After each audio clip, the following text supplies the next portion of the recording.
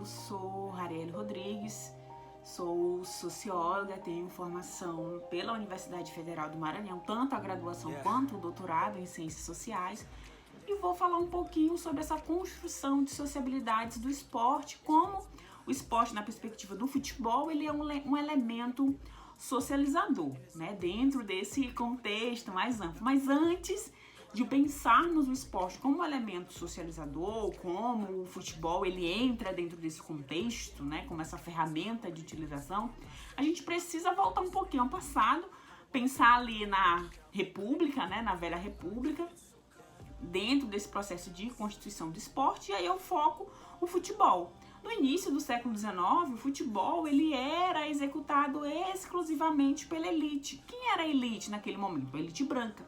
E a gente precisa evidenciar essa compreensão porque no Brasil, dentro desse contexto mais amplo de construção social, o esporte, a prática esportiva em si, ela precisa ser levada em consideração em dois aspectos. Uma perspectiva biológica, médica, de condicionamento físico, mas a gente também precisa entender o contexto de socialização, de construção dessas diferenças e dessas relações sociais que perpassam o esporte.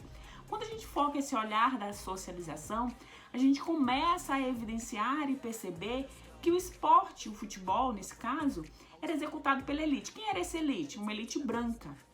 E quando a gente volta para levar em consideração que quem estava na periferia, dentro desse processo de socialização após a abolição da escravatura, e aí eu coloco várias aspas nesse processo de abolição, que a gente tem a constituição das exclusões e dos isolamentos desses sujeitos negros, a prática esportiva, o futebol pela habilidade, ele foi marcado pela utilização de estratégias que permitiam esse sujeito negro adentrar a essa prática esportiva, como por exemplo a utilização do pó de arroz sobre jogadores amadores negros que para executarem a competição, participarem dos campeonatos, além do fato de que aquele jogador pintado com pó de arroz, ele não poderia tocar um outro jogador branco. Então a gente tem a constituição da finta, do drible, porque eu tinha que construir estratégias de conduzir a bola sem tocar no meu oponente. E aí você começa a perceber que essa constituição e essa relação